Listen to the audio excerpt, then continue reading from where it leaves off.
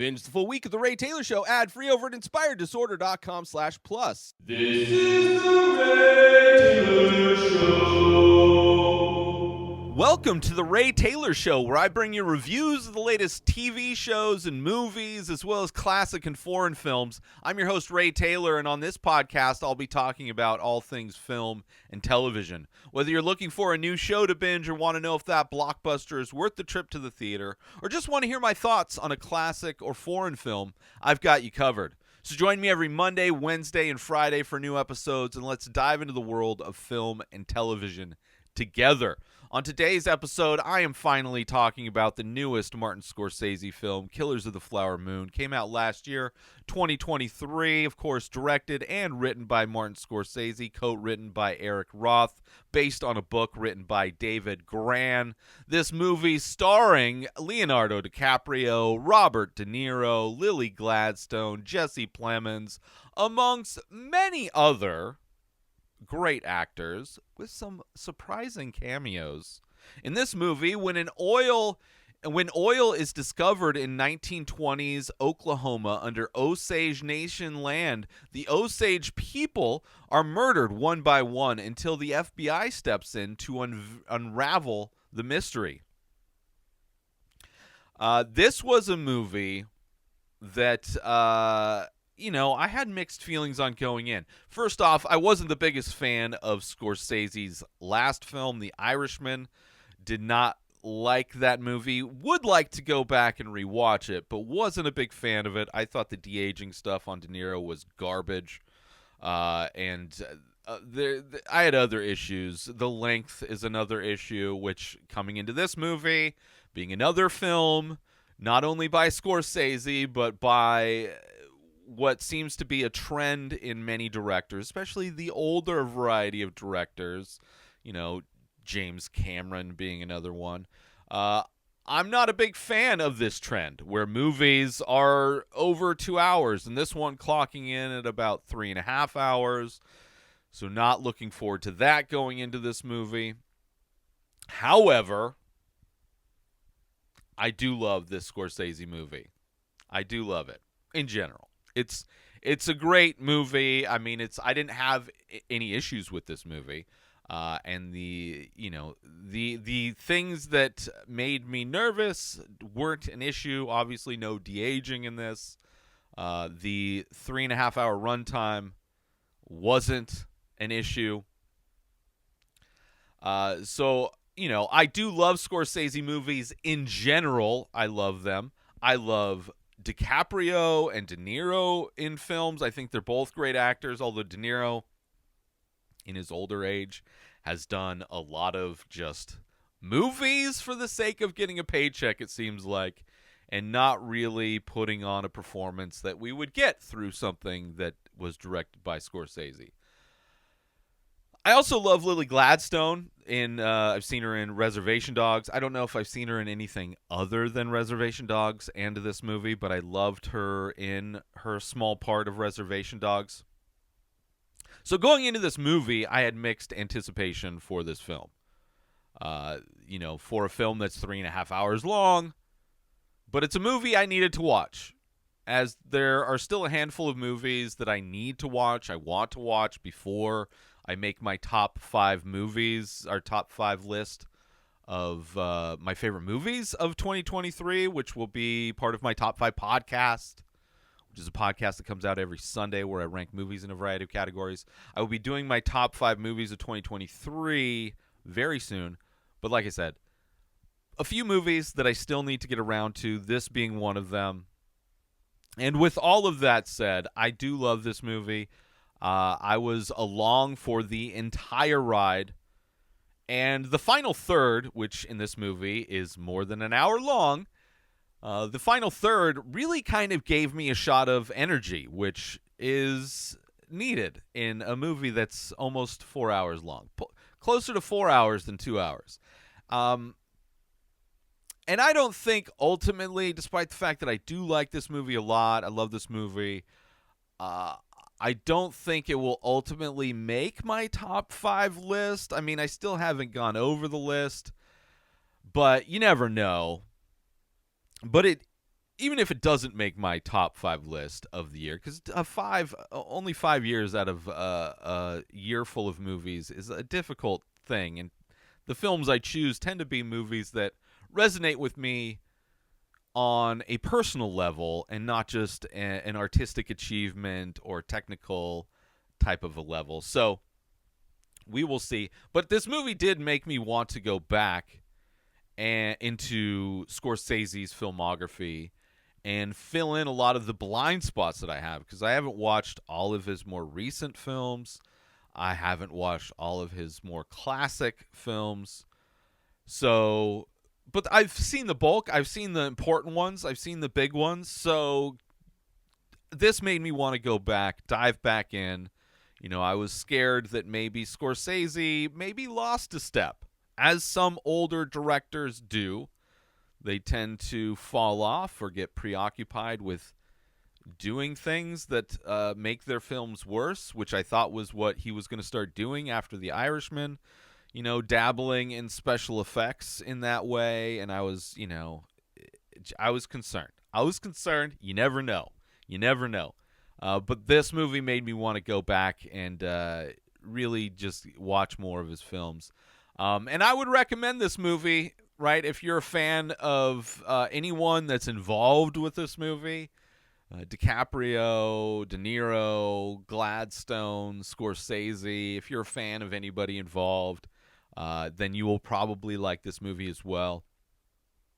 And also, if you want to see like a similar style of Scorsese movie, right, there's still similar elements in this movie that are in most other Scorsese movies, but with a subject matter and the people involved, you know, the characters involved are far different, or at least more unique than a lot of the characters in other Scorsese films. So I enjoy seeing Scorsese tell a story that is very different than many of the other stories that he's told. And a story in which it historically informed me, in a way that I appreciate, and is sad that movies are sometimes the only form of history lessons that people in our country get, that seem to open up stories and talk about things that aren't part of the national narrative. But all in all, I think Scorsese's got it. I definitely recommend it again, and I enjoyed this movie. We will get back to the show after this short message. Are you a true fan of The Ray Taylor Show? Do you crave more content, more insight, more of everything that makes this show great?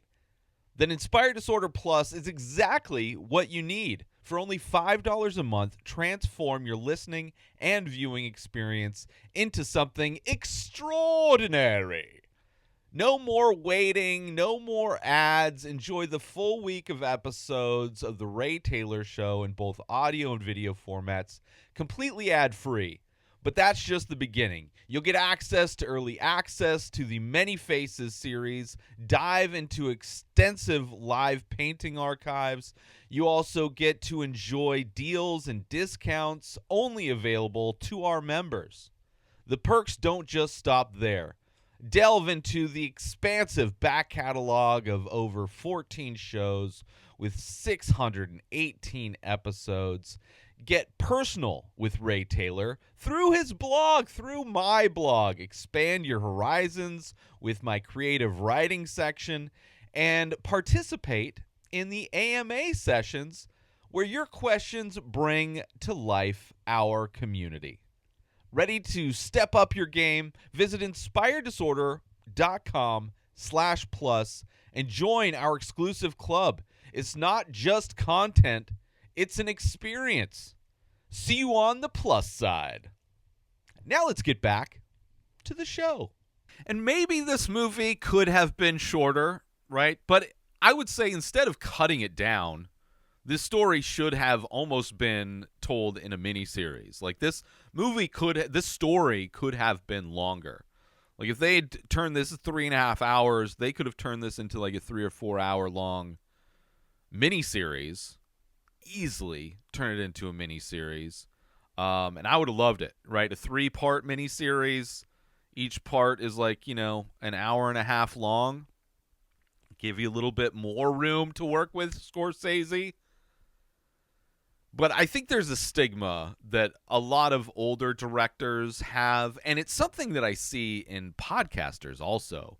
Podcasters that are around my age that are, for some reason, worried that telling stories in a long narrative form, which isn't even that long, a 90-minute to 3.5-hour length form is somehow going to become extinct. When in reality, like, there's more movies and TV shows being made today than probably ever before. Now, they may not all be getting released in movie theaters. A lot of movies get released straight to streaming platforms these days, which has really upended the whole stigma of what used to be straight to video. So I think there's a prestige and ego involved with these directors who are like so passionate about their work being shown in a theatrical manner in theaters, not turning it into a miniseries, which I think, as far as the story goes, I think this would have been one of the greatest miniseries ever made if this was turned into a miniseries.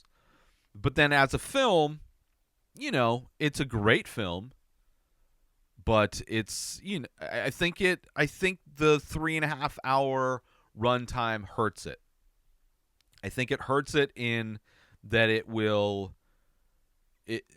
be, most people aren't willing to sit for 3.5 hours to watch a movie in this form. But if it was in a mini-series form, which is a completely different viewing experience, I could see this being viewed by so many more people. Because even the act of watching a movie at home is different from watching it in a theater, which I don't think these people, like every one of these directors that complains, that puts out a 3-hour-long movie, Scorsese and James Cameron I'm thinking of specifically, they compare watching a movie in a movie theater to binging a show at home. As if binging a show at home doesn't have natural breaks every 30 to 60 minutes. Where even though the next episode may load automatically, there's still that intermission point between episodes where you can pause, where you can take a break, where if you're done watching for the day, this is a good spot to stop and come back to it tomorrow. There's these natural chapters that exist, where when you're in a movie theater and you're watching a movie that does not have an intermission and that is like actively against intermissions in a 3.5-hour long movie, that is a completely different viewing experience, where you are not able to leave for 3.5 hours. Where if you're watching anything for 3.5 hours at home, you are pausing stuff, you are taking breaks, you are going to get drinks and snacks and restroom breaks whenever you want. You are not held hostage in a place where you are unable to choose when to play and pause the movie you're watching. It is a completely different experience. And the fact that these directors make that comparison only shows how out of touch they are when it comes to people's viewing habits at home. Because I can binge a show, and I love binging a show. I will spend 12 hours binging a show. But I would never binge that show inside of a movie theater. I would never do that. Because I couldn't pause it. Because I'd be sitting in this one seat. I've been to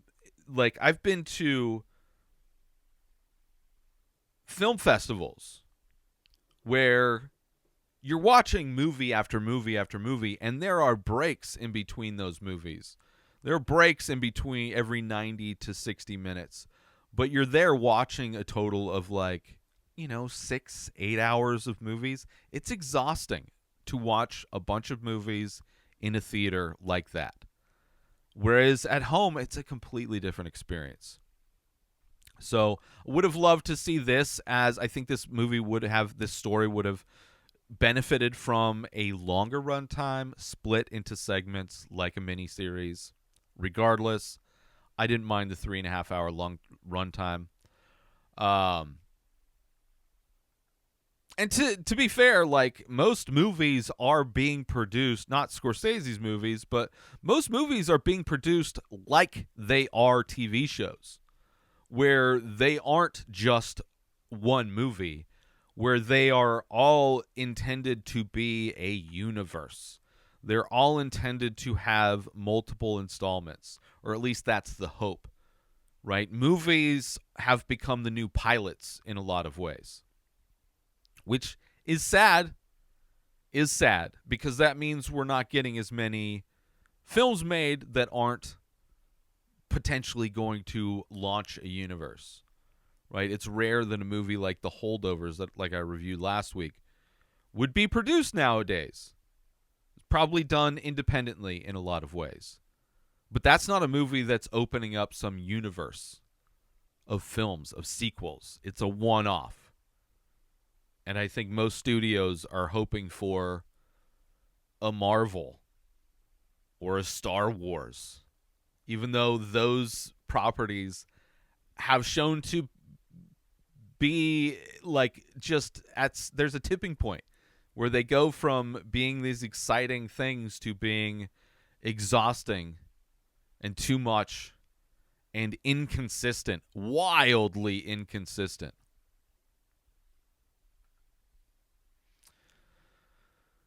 So, I mean, if anything, it would be nice if they threw in an intermission in these movies. So, thankfully, this movie, along with many Indian films that I watched that are well over 2 hours, some over 3 hours, and don't necessarily have intermissions, at least justify their runtime. This movie justifies its runtime. Versus some movies, James Cameron, to be one of them, or somebody like Zack Snyder. Like, some of these movies could stand to cut a lot of fat. Like, they don't need to be these ridiculous runtimes. But apart from the runtime, I do love the change in story, kind of similar themes that Scorsese has done in the past, but a new, different story. Right? It's not like Italians or mob bosses or like some crime group of some sort, casinos or New York or whatever it is. Although those aren't all of Scorsese's films. He does other films as well. But it's interesting to see kind of a new flavor for Scorsese. And I love that it's a unique and unknown story about a tribe of Native Americans and how they were prospering, why they were prospering, and we see how whenever money and resources are involved, how people will try to disrupt and steal them. Whether it's the group of people in this movie or if it's literal governments destabilizing other governments, initiating a coup so that they could have access to the natural resources in that area. I mean, you look at the Middle East for one big example, the constant destabilization of that region. Why? Because of oil. It's always resource. It's always oil. In this movie, it just happens to be oil as well. And this movie, very dark movie with some very evil people, right? Like maybe some of the most evil. Again, I need to watch more Scorsese films. He loves to center his films. The main characters of films tend to be evil people, and we see evil people in Scorsese films as they ultimately have a rise and fall situation going. So it's always interesting to see these stories being told from the villain's perspective. And there's also a saying in this movie, like at the beginning of this movie, in reference to wolves, the whole idea of wolves in sheep's clothing, right? Although in this movie, there's wolves that are wearing other costumes instead of sheep's clothing, metaphorical sheep's clothing. But in general, another great performance from DiCaprio. Love him in this, just as I loved him in Once Upon a Time in Hollywood. I think he's doing great work. Possibly his best performance in a Scorsese film, I would say. I mean, his performance is pretty great in Wolf of Wall Street as well, but I think this one is a great performance from him. The stretch of DiCaprio playing somebody who's ugly, they do a great job changing his teeth in order to kind of pull off the fact that we're supposed to be buying that DiCaprio is an ugly person. Also, Leo, I think, doing a lot of the heavy lifting with that, really putting on a permanent frown, really trying to accentuate jowls and kind of scrunching his face. Really doing a lot of the transformation into this person is done, I would say, through the facial features and expressions of DiCaprio's character. And some great scenes, some great long one-shot scenes on DiCaprio just acting, which is great as well. And he's playing what I would say is one of the most complex characters in many films. I mean, this character he's playing, Ernest Burkhart, very complex character who is in many ways trying to play all sides at once. Very complex, compelling character in the center in many ways of all of this stuff. Of course, Lily Gladstone is amazing in this. Love that she won a Golden Globe. I would love to see her win an Academy Award. I don't know if it is the best. I don't even know if they've put out nominations yet for that. But I would love to see it. I think her performance in this is great. Aspects of her performance actually reminded me of Sidney Poitier, specifically in the Heat of the Night, which I don't know if I've seen that many Sidney Poitier performances, but in the Heat of the Night, one of my favorite, more recent discoveries in ranking the Best Picture winners of, I think, the 70s when that movie came out. And love that movie. Love Sidney Poitier's performance in that. And she is doing a very similar performance, at least in the beginning of this film, or at least the first half of this film. Very calm and reserved. And then eventually becoming that performance changing and becoming more of a performance away from that calm and reserved performance towards the end, which I appreciated the range of her character's performance, of her performance as that character, I should say. De Niro also great as someone who is thankfully playing an old person, who is somebody who's like a revered outsider of the tribe, right? He's an old friend of an old tribal leader or somebody that was really well regarded in the tribe, and he's kind of been adopted into the tribe in many ways. They accept him and accept his help. He seems to be really trying to spearhead the help, trying to help these people with sicknesses and stuff like that, right? But of course, wolves in sheep's clothing is a great kind of aspect to this movie. And great performances, all of that stuff. I was really, all the puzzle pieces of this movie really fit together. And was really pleased with all the cameos, too. Kind of surprised and pleased with all the cameos in what is like the last third of this movie. Pretty great.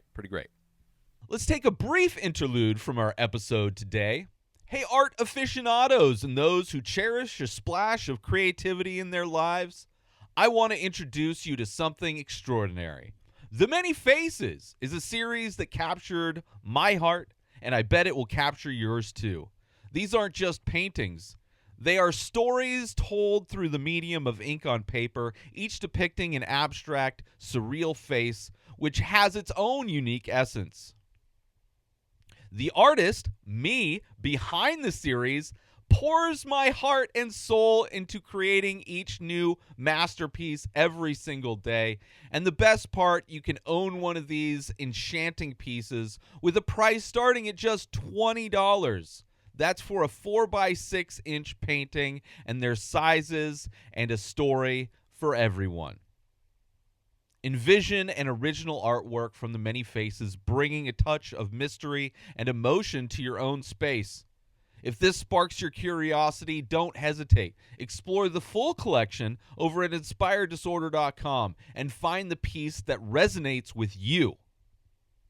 Now, let's dive back into the heart of our show.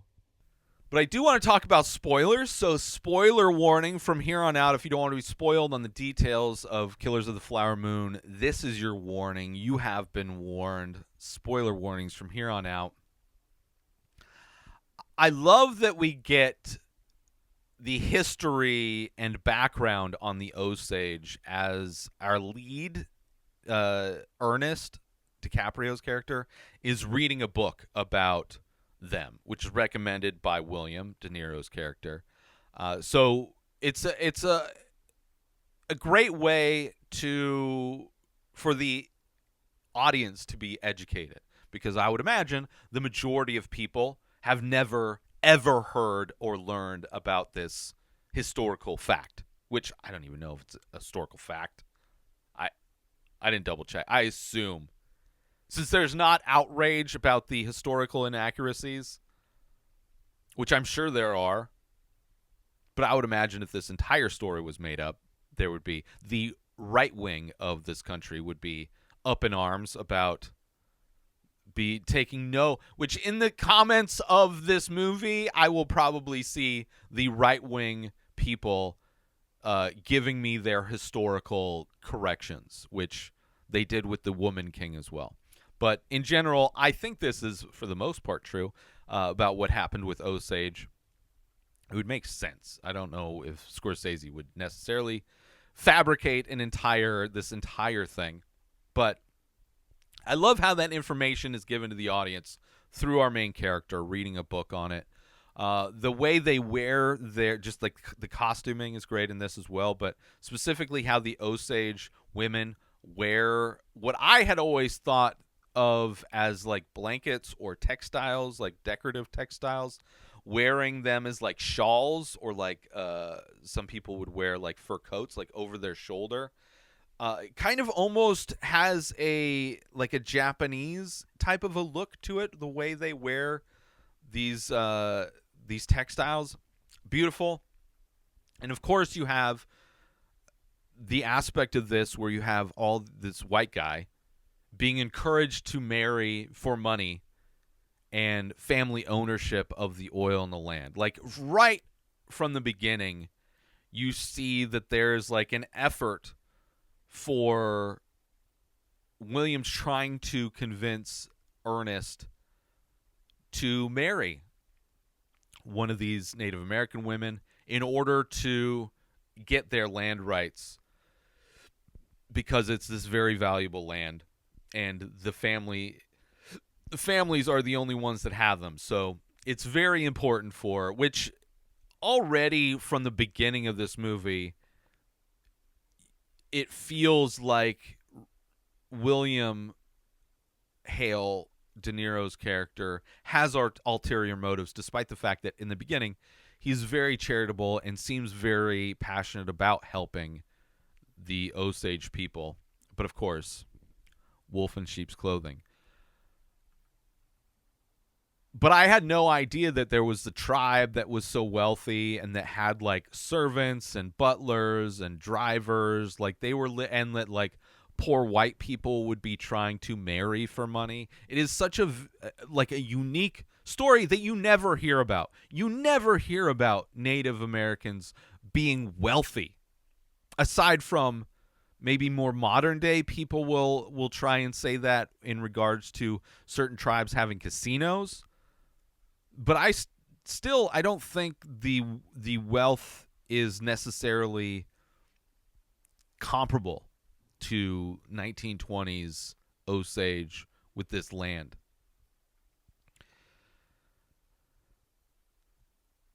But of course, finding out that they have this land, it's like, okay, instantly I know where this movie is going. Like, things aren't going to go well for this tribe. And despite the fact that the Native Americans have the wealth and are living high-class lives, still the white supremacy and racism exists where white people will still talk down to them. Will still, despite the fact that they're living in like large houses with staff and living nice lives, the white people will still take opportunity to call them savages at any opportunity, because white supremacy runs deep, and it's disgusting. But I do love our lead, or our other lead, Molly, Lily Gladstone as Molly. Her performance, very composed, very minimal, very much like Sidney Poitier. An interesting performance from Leo, trying to be ugly, kind of a Weasley character, scrunching his face, slouching, nasty teeth. But he makes an effort. I think he does a good job. I think he pulls it off. By that, I mean he feels like he disappears into the character for the most part. And then there's a moment after and during a funeral that happens where William starts to break down. I forget if it's after her sister dies. I mean, there's a lot of death in this movie. But you see more of William's kind of end game as he starts breaking down how all of the women in the family of this family die, then Ernest will get the land. Like, if they all die, then he will get the land when his wife dies, right? Really kind of planning the end game for what they want, because for some reason in this tribe, according to William, or at least maybe that's what he's using as a way to justify what he's doing, that women in this tribe don't live past their 50s, which maybe they just don't survive past their 50s would be more of an apt explanation. But his energy in telling Ernest this is more of a guy pitching a business plan versus somebody who's concerned over the family's well-being, losing members, and losing potentially their land to these white husbands that keep marrying these native women. And the wives eventually die, and the husbands end up surviving with whatever's left, meaning the land and deeds and all of that stuff. And right away, he seems like a wolf in sheep's clothing, De Niro's character, right? Especially after her sister dies and he has all the information, right? Her sister dies, so Molly, Lily Gladstone's character, wants to investigate. She's like, this is ridiculous. Why are so many people dying? My sister just died. She hires a private investigator. William takes it upon himself to be kind of the bottleneck in information, wanting all the information to go through him, which, putting that piece together with what he said before talking to Ernest, it's clear that he wants to control the information and hide whatever kind of leads they may get.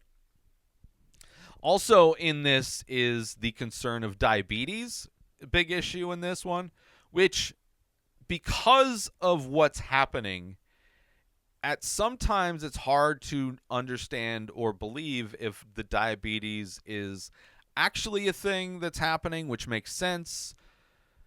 Indigenous people changing their diets to process white people food and having a negative effect on them. You see that in all indigenous peoples that are introduced to this type of food, how they have higher rates of diabetes and all these other different kinds of health diseases. So I can see how diabetes could be an issue in reality for the tribe, but I can also see how that is just how they're using to, like, a way for them to justify and hide the fact that all these people are being killed. there's the scene where Ernest messes up their plan, right? Hires a guy to kill one of the men, and the guy who does it doesn't do it right, doesn't make it look like a suicide, right? Because they want everything to look like disease or suicide, right? Because those are the two things. And in his punishment, which is very interesting, makes you realize that this is much more of an organized thing going on, that like William is God, what are those people called? That secret society. I'm blanking on the society that he belongs to. But regardless, Ernest gets paddled, which is just, I mean, all cults are so stupid. All these secret organizations are so stupid. But he ends up getting paddled, which is a very interesting scene, and really makes you realize that, oh, it's more than just this William guy. Like, this is a systematic extermination of the native people, and a way to exterminate and extract what they own in a systematic way.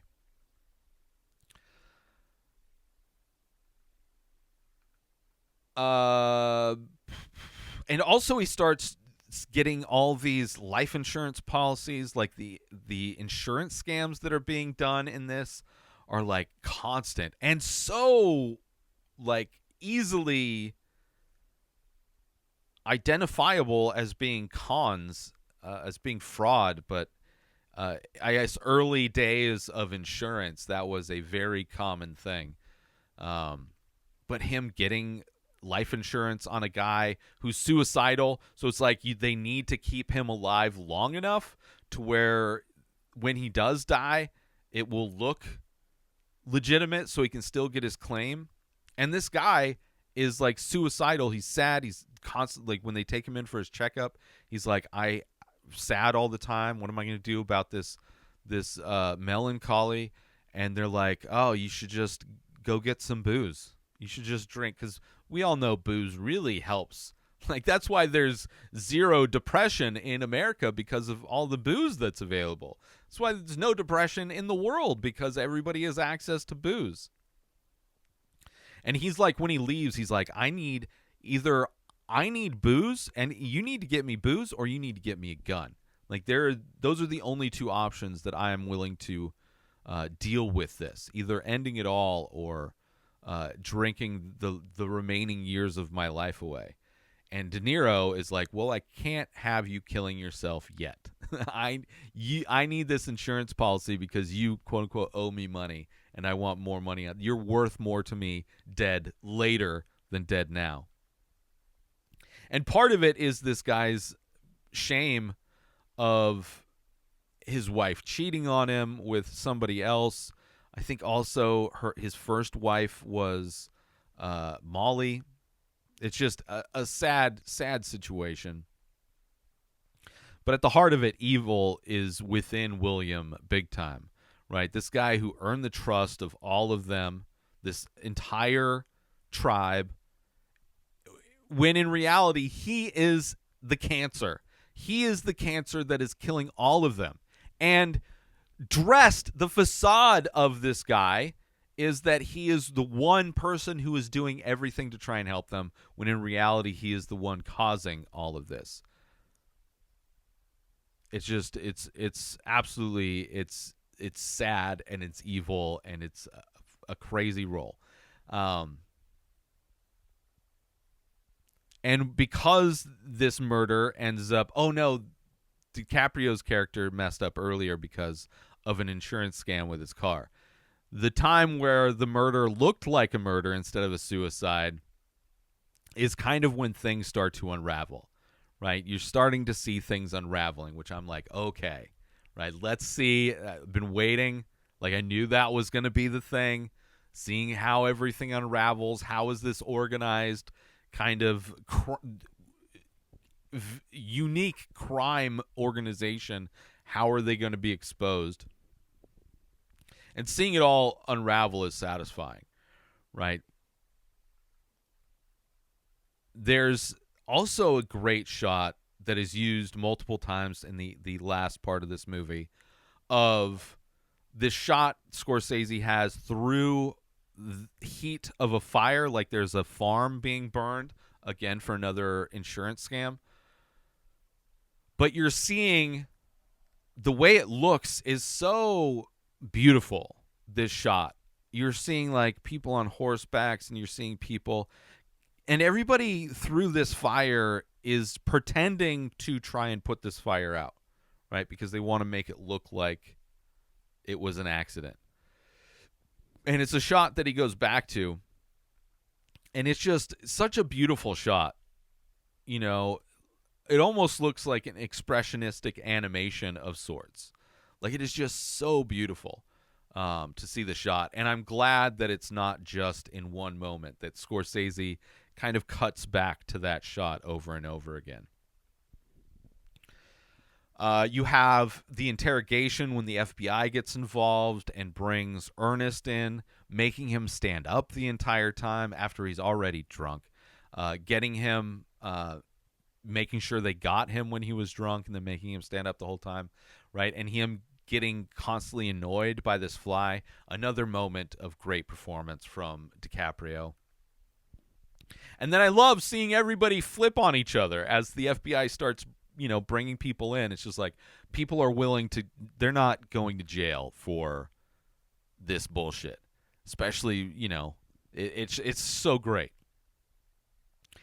And then finally, Molly gets medical care, which with her character, so calm and composed, and then she starts getting sick, right, as far as the diabetes, and then having her insulin being poisoned by her own husband, and her health deteriorating. Thankfully, because Ernest gets pulled into custody, or into he gets locked up, she is finally taken to a hospital and is able to recover, which is good to see. Good to see that happening. Great performance from another aspect of Lily Gladstone's performance that is amazing, of her going from this calm and composed to being somebody that's on death's door. Absolutely great. And then what this movie, which I love, that justifies this long runtime, is how they set up everything in the beginning part of this movie, introducing us and showing us all of the crimes that are being committed, right? And now in this last third, which that's when the FBI comes in, it's like that last third of this movie where I got a shot of adrenaline. I'm like, ooh, here we go. I got to see how this all ends. I have like a burst of energy for the last third of this movie, seeing what the FBI is going to do. And it's interesting seeing the FBI investigating all of these crimes that we've already seen happen, and seeing how people flip. It's just such an interesting kind of justification for the runtime. Because if you had cut this down to like a 2-hour movie, then a lot of it probably would have been told through the FBI investigating, and then maybe flashbacks to the crimes, as opposed to just seeing kind of the natural progression of all these crimes happening, and then the FBI getting involved and seeing how all of that starts to crumble down. I think is a lot more satisfying. And there's a lot of actors in this third act that I was not expecting. Jesse Plemons, who I love. Anytime I see Jesse Plemons in something, he's great as the FBI investigator. John Lithgow coming in as one of the lawyers. Brendan Fraser, another lawyer. Both great. The third act is a dose of energy, like I said. Gets me stoked just to see how it all unfolded. And like I said, great long one shot of Ernest as a witness on the stand as he's just coming clean with everything. That he was poisoning his own wife, the plan to get all of the land from these people, and how it was all orchestrated by William Hale. And it's all just one singular shot on DiCaprio and his face and just the way he's acting with his face, thinking about answers, thinking about what they're asking. Like it's so great. So great. The best amazing performance from DiCaprio in that moment. And then you have, after kind of everything gets done, the case, right, kind of ends with DiCaprio's testimony. And then we get the wrap up of the fallout of everything. What actually happened? Who went to jail? What happened? The fallout of all this stuff. And the way it's told is so interesting that is in many ways very common to current culture, where in this time it was told via this onstage radio show with like live Foley, which is very interesting. But it's very similar in many ways to what a true crime podcast is, where if you listen to true crime podcasts that are well produced, they have sound effects and scores and things. They're not necessarily done live on a stage with an audience as this radio show is, but it's basically what a true crime podcast would have been back in those times, where it's recapping like who went to jail, what happened, which I appreciate that, because that's our modern day culture is like how we really learn about anything is through true crime just the obsession with true crime podcasts, and to kind of see that expressed in the version that is the 1920s or 30s or whenever that radio thing was supposed to be going on, and then also having Scorsese himself finishing this movie reading Molly Burkhart's obituary, which I thought that was great as well. And then, of course, while the credits roll, we have a great drum circle. But I like this movie a lot, right? A very tragic story from the perspective of the criminals, as many Scorsese films are tragic from the perspective of the bad guys. But a different kind of organized crime that we're used to seeing from Scorsese, right? Also, it's cool to see him in this as a little cameo, as there were so many cameos in this movie anyway. Probably the most evil character De Niro has played, I would assume, off the top of my head. And he's played a lot of bad guys, don't get me wrong. But the evil involved with this character and the plan that was orchestrated and the amount of people killed was he was a cancer. He's never played a human cancer before in the way he is in this movie. Right, the plan to take the land away from in a combination of ways, right, from getting these dudes to marry the women and then have them sign over the land as they start to get poisoned, or just killing them outright, along with, killing the ones that weren't married or the men that were involved, right, which suicide and poisoning the alcohol was another way they were doing it. When it all comes unraveled, we find out, that there were hundreds of them killed at this point, which is just crazy. It's crazy. And nobody knew who was responsible. Meanwhile, the one guy that presents himself as someone who wants to help them more than anyone, he's the wolf, not in sheep's clothing. He's the wolf in shepherd clothing. He was the one guiding them to the slaughter. And it's just evil. I'm telling you, evil. And seeing Ernest knowingly poison his wife is brutal.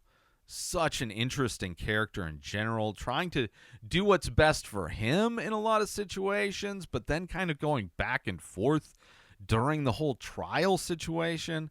And ultimately, I'm glad that he finally came clean in the end, in that amazing, performance that he gives. Glad Molly survived, right? And a great movie. I hate that history in this country is taught so selectively, right, that we never hear these stories, right? So many atrocities and acts of genocide that are just covered up. They're not discussed. They're allowed to just fade away in obscurity. You know, there's so many stories, whether it's with the Native Americans or even with the black communities in this country, where like whole cities were flooded. Black communities just leveled, destroyed, because they're not allowed to progress. They're not allowed to thrive. And we see that in other countries as well, especially countries that have resources. They're not allowed to thrive. And by far, they're not allowed to be socialist or communist. That, even worse, one of the main reasons they love to overthrow governments. It's like, if you're not a capitalist or fascist, then you are more than likely going to be overturned. But just sad that we have to learn a lot of these stories through movies. Just learning history via movies. It's just the worst way to learn facts. And I'm actually curious to know how accurate this film is. After, probably, I will search one of my favorite history podcasts and see if they've done an episode on this story. Wouldn't be surprised if they have. Regardless, it was a great film, and I'm excited. I'm excited to watch more of Scorsese's films and fill in my blind spots on his entire filmography, because he's still got it. He's one of the best directors, and this was a great film. I want to thank everybody for tuning in to this episode of The Ray Taylor Show. I do hope you enjoyed my thoughts on Killers of the Flower Moon. Don't forget to tune in every Monday, Wednesday, and Friday for more movie and TV show reviews. And join the conversation by leaving a comment or rating on your favorite podcast platform, or over on youtube.com/Inspired Disorder, where all these episodes are available in video format. Until next time, enjoy the show. Subscribe to The Ray Taylor Show on YouTube and everywhere podcasts are found.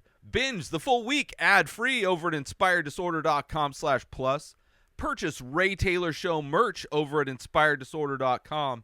Have a wonderful day, everybody. Peace out! Today is the day where you wake up and you realize that everything that you've been dreaming about, everything that you've been wanting, every goal and wish and hope that you've ever had can become real. Dreams can come true. What you manifest in your mind, you can bring to reality.